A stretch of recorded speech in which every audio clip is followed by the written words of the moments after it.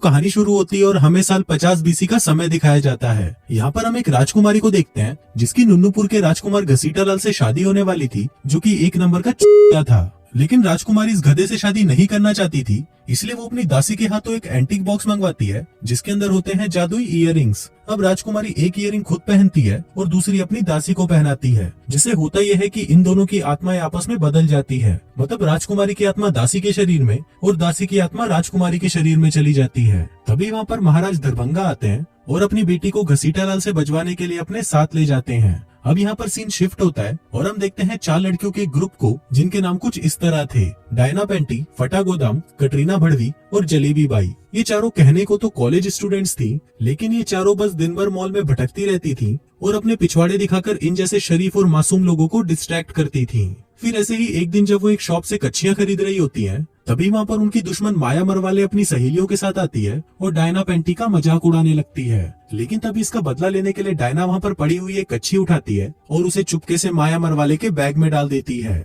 जिसके बाद जब माया मरवाले वहाँ से बाहर जाती है, तभी दुकान का सायरन बजता है और 2 सिक्योरिटी गार्ड्स आकर उसे दबोच लेते हैं। फिर जब वो सभी वहाँ से जाने लगते हैं, तभी डायना पेंटी को वहाँ पर एक एंटिक शॉप दिखाई देती है और वो सभी एंटिक्स खरीदने के लिए वहाँ पर चले जाते हैं। अब वहाँ पर सामान देखते वक्त डायना की नजर एक एंटिक बॉक्स पर पड़ती है और ये वही बॉक्स था जिसके अंदर वो जादुई इयररिंग्स थी। डायना उस बॉक्स को खोलकर देखती है और उसे वो इयररिंग्स बहुत पसंद आती हैं। वो उसे खरीदना चाहती थी, लेकिन दुकान की मालकिन कालिंगा उसे मना कर देती है और कहती है कि ये बेचने के लिए नहीं है। लेकिन अब डायना को तो वो इयररिंग्स चाहिए ही थे, इसलिए वो चुपके से उस बॉक्स में से इयररिंग्स निकाल लेती है और उसकी जगह उसमें दूसरे इयररिंग्स डाल देती है। वहीं दूसरी तरफ हम एक चिंदी चोर पप्पू हटेला को देखते हैं, जो कि एक गैस स्टेशन में चोरी कर रहा होता है। इसी दौरान वहाँ पर डायना पेंटी अपनी सहेलियों के साथ पेट्रोल भरवाने आती है, जिन्हें देखकर पप्पू हटेला के हाथ जो लगता है वो उसे उठा लेता है और उनसे नजर छुपाते हुए वहाँ से जाने लगता है। लेकिन तभी डायना उसे वहाँ का एम्प्लॉय समझकर आवाज देती है और उसकी कार में पेट्रोल भरने को कहती है।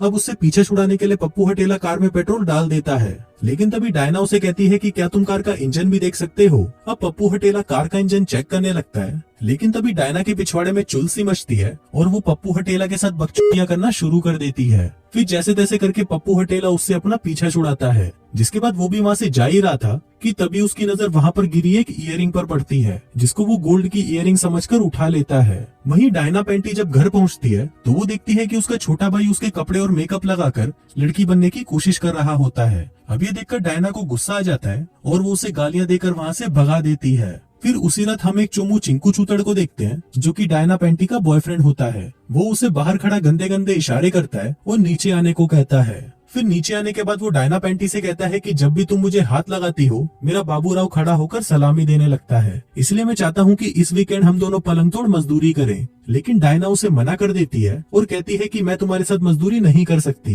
क्योंकि मैं चाहती हूँ कि जब भी हम दोनों मजदूरी करें वो मूवमेंट बिल्कुल परफेक्ट हो। अब ये सुनकर चिंकू चूतड़ उदास हो जाता है और सोचता है कि आज रात को भी हिलाकर ही सोना पड़ेगा। वहीं दूसरी तरफ हम पप्पू हटेला को देखते हैं, जो कि अपनी चुराई हुई चीजों को चेक कर रहा होता है। उधर घर पर जब डायना पेंटी फटे गोदाम से बात कर रही थी, तभी हम देखते हैं कि उसने वो एक इयररिंग अपने कान में पहन रखी थी। उधर पप्पू हटेला भी उस इयररिंग को निकालकर अपने कान में पहन लेता है और खुद को देखकर छूतियों की तरह हंसने लगता है। इसके बाद वो दोनों सो जाते हैं और उनके साथ भी वही होता है जो कहानी की शुरुआत में उस राजकुमारी के साथ हुआ था।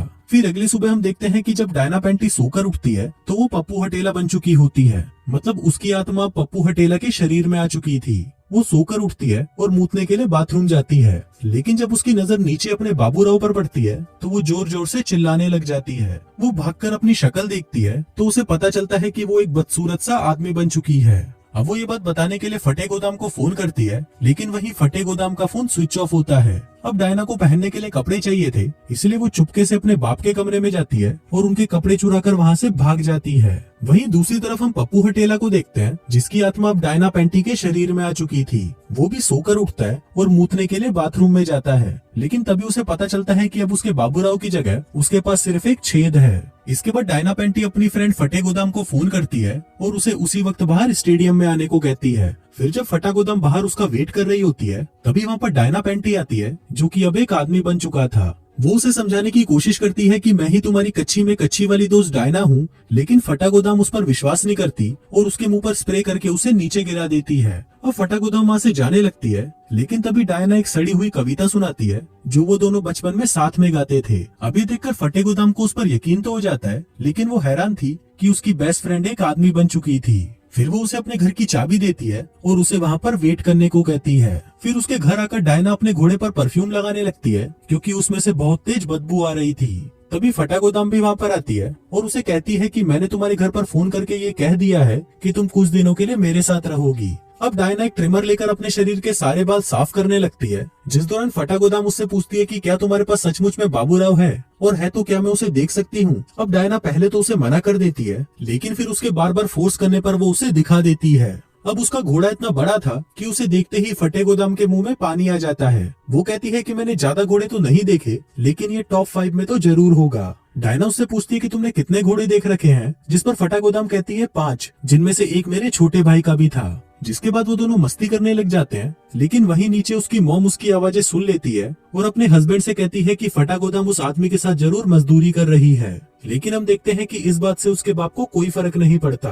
फिर उसी रात डायना अपने बॉयफ्रेंड को फोन करती है और उसे कहती है कि मैं तुम्हारे साथ दबा दबा कर मजदूरी करना चाहती हूँ। लेकिन फोन पर एक आदमी की आवाज सुनकर उसके बॉयफ्रेंड की फटकर 464 हो जाती है और वो फोन काट देता है। फिर अगले दिन डायना और फटागोदाम अपनी बाकी की सहेलियों से मिलने जाती है, जहाँ पर वो उन्हें भी बता देते हैं कि डायना पैंटी अब एक आदमी बन चुकी है। जिसके बाद क्या था, डायना को उन्हें भी अपना बाबूराव दिखाना पड़ता है। इसके बाद वो सभी मस्ती करने लग जाते हैं, लेकिन इसी दौरान डायना को कुछ ज्यादा ही जोश चढ़ जाता है और वो सभी को मारकर चित्त कर देती है। फिर अगली सुबह जब डायना सोकर उठती है तो हम देखते हैं कि फटागोदाम उसे घूर घूर कर देख रही होती है, जैसे कि वो उसके साथ मजदूरी करना चाहती हो। फिर डायना पैंटी अपने पेरेंट्स को सब कुछ सच बताने के लिए अपने घर जाती है, लेकिन तभी उसका बाप उसे एक गार्डनर समझ लेता है और उसे अपने गार्डन के घास काटने का काम दे देता है। फिर काम खत्म होने के बाद उसका बाप उसके पास आता है और उसे अपनी वाइफ के बारे में बताने लगता है। कहता है कि हम दोनों सोते तो एक ही बेड पर हैं, लेकिन ऐसा लगता है कि हम दोनों एक दूसरे से बहुत ही दूर हैं। यहाँ तक कि हमने कई महीनों से मजदूरी भी नहीं की।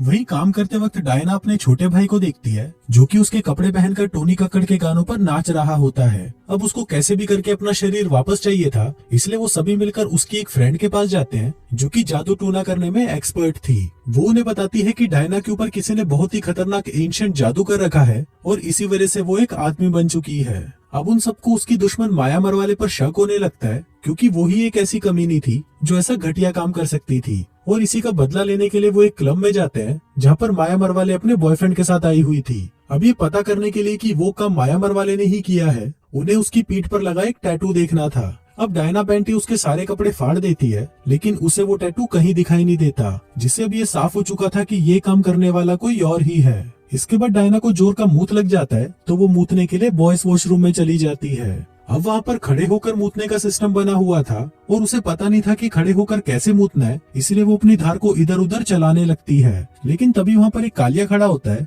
जो उसे बताता है कि तुम एक चीज पर निशाना लगाओ और वहीं पर अपनी धार चलाओ, और हाँ, होने के बाद अपने पप्पू को 3 बार हिलाना मत भूलना। अब कालिये का ये आइडिया काम कर जाता है और डायना अच्छे से मूत पाती है, जिससे खुश होकर वो कालिये को पप्पी देकर वहाँ से चली जाती है। फिर अगले दिन हम देखते हैं कि डायना पैंटी स्कूल आ जाती है और यहाँ पर झाड़ू लगाने वाले का जॉब ज्वाइन कर लेती है, क्योंकि वो यहाँ पर अपने बॉयफ्रेंड पर नजर रखना चाहती थी कि कहीं वो उसे छोड़कर किसी और के साथ मजदूरी न कर ले।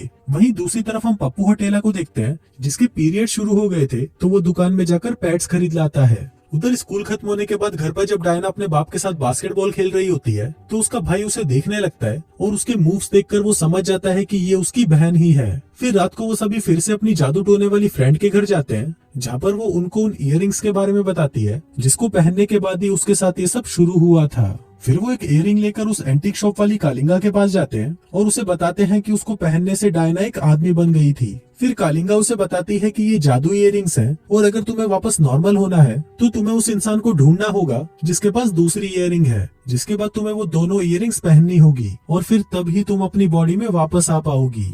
अब डायना उस इयररिंग का पता लगाने के लिए उसके पोस्टर छपवाकर अपने कॉलेज में लगवा देती है, ताकि जिसे भी इसके बारे में पता चले वो आकर उसे बता दे। इसके साथ ही वो अपने बॉयफ्रेंड पर भी नजर रखे हुए थी कि कहीं उसके बॉयफ्रेंड का किसी और के साथ तो अफेयर नहीं चल रहा, पर क्योंकि वो एक आदमी के शरीर में थी तो उसके बॉयफ्रेंड चिंकू चूतड़ को लगता है कि ये कोई छक्का है और उसके पीछे पड़ गया है, इसलिए वो हमेशा उससे दूर भागता है। फिर एक दिन जब डायना अपने रूम में वो इयररिंग ढूंढ रही होती है, तभी वहाँ पर उसकी मॉम आ जाती है। वो उससे पूछती है कि तुम यहाँ क्या कर रहे हो, जिस पर डायना कहती है कि मैं अपनी इयररिंग ढूंढ रही हूँ क्योंकि वो गलती से यहाँ पर आ गई थी। अब उसकी मॉम उसे अट्रैक्ट होने लगती है और उसे अपने साथ खाना खाने के लिए पूछती है। इसके बाद जब वो दोनों बातें कर रहे होते हैं तभी अचानक उसकी मॉम में ठनक जाग जाती है और वो उसे वहीं पकड़कर चूसने लगती है। लेकिन तभी डायना उसे अपने से दूर करती है और कहती है कि मुझे मर्द पसंद है। अब अपनी माँ की ठनक को देखते हुए डायना उसे कहती है कि तुम्हारा पति तुम्हारे साथ मजदूरी करने के लिए तड़पा जा रहा है, लेकिन तुम उसे खुद को छूने तक नहीं देती। इस पर उसकी मॉम कहती है कि मैं भी उसके साथ मजदूरी करना चाहती हूँ,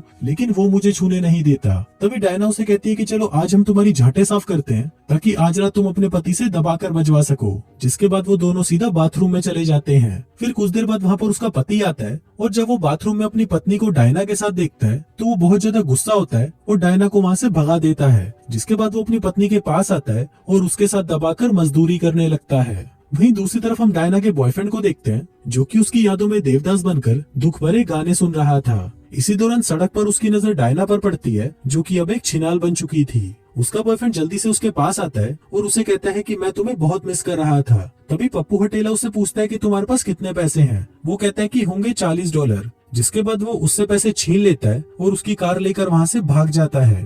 फिर अगली सुबह जब डायना की एक मोटी फ्रेंड टीवी पर न्यूज देख रही होती है तभी उसमें बताया जाता है कि एक लड़की हुत का लालच देकर आदमियों से पैसे ले लेती है, जिसके बाद वो उन्हें पीट कर वहाँ से चली जाती है। और वो लड़की और कोई नहीं बल्कि पप्पू हटेला ही था। अब ये देखते ही वो जल्दी से फटे गोदाम को फोन करती है और उसे बता देती है कि डायना की बॉडी मिल चुकी है। लेकिन उस टाइम फटा गोदाम घर पर नहीं होती तो उसकी ये बातें उसकी मॉम सुन लेती है। फिर उसी रात स्कूल की एक प्रोम पार्टी होती है जहाँ पर फटा गोदाम डायना के साथ आती है क्योंकि वो अपने बॉयफ्रेंड को जलाना चाहती थी। इसी दौरान वहाँ पर फटे गोदाम का बॉयफ्रेंड आ जाता है जिसको जलाने के लिए डायना फटे गोदाम को चूसने लगती है। अब क्योंकि फटे गोदाम को डायना से प्यार हो चुका था इसलिए वो उससे पूछती है कि क्या आज रात तुम मेरे साथ मजदूरी कर सकती हो, लेकिन डायना उसे मना कर देती है और कहती है कि हम दोनों बेस्ट फ्रेंड्स हैं और हमेशा रहेंगे। फिर वहाँ पर डायना अपने बॉयफ्रेंड को देखती है जो कि प्रोम में माया मरवाले के साथ आया हुआ था। लेकिन तभी डायना वहाँ पर जाती है और माया को मारकर चित्त कर देती है। फिर वो अपने बॉयफ्रेंड को कहती है कि मैं ही डायना हूँ,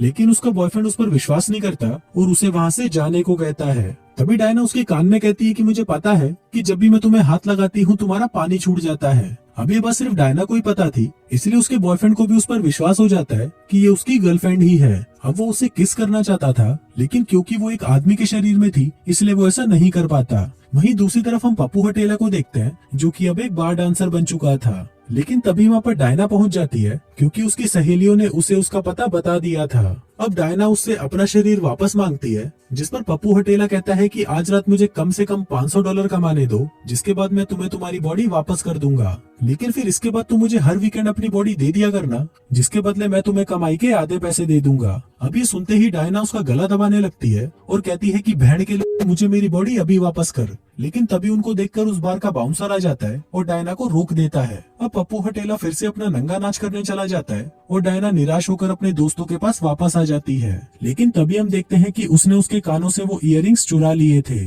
फिर वो उन दोनों इयररिंग्स को पहनती है, जिससे उसकी आत्मा वापस उसकी बॉडी में आ जाती है और पप्पू हटेला की आत्मा वापस उसकी बॉडी में चली जाती है। तभी यहाँ पर पुलिस भी आ जाती है और पप्पू हटेला को पकड़कर अपने साथ ले जाती है। वहीं उसके छोटे भाई का शक कंफर्म हो चुका था कि वो आदमी उसकी बहन ही थी, लेकिन डायना उसे ये राज राजी रखने को कहती है। तभी वहाँ पर उसका बॉयफ्रेंड भी आ जाता है और फिर डायना उसे कहती है कि अब मैं तुम्हारे साथ पलंग तोड़ मजदूरी करने के लिए तैयार हूँ, जिसके बाद वो दोनों एक दूसरे को चूसने लगते हैं। फिर फिल्म के लास्ट सीन में हम देखते हैं कि पप्पू हटेला पुलिस को चकमा देकर वहाँ से भाग जाता है और एक कार को रोककर उसे वहाँ से चलने को कहता है। लेकिन तभी वो देखता है कि वो कार वाला एक छक्का होता है जो उसी वक्त कार को लॉक करके उसे बजाने के लिए अपने साथ ले जाता है। और इसी के साथ ही ये कहानी यहीं खत्म हो जाती है।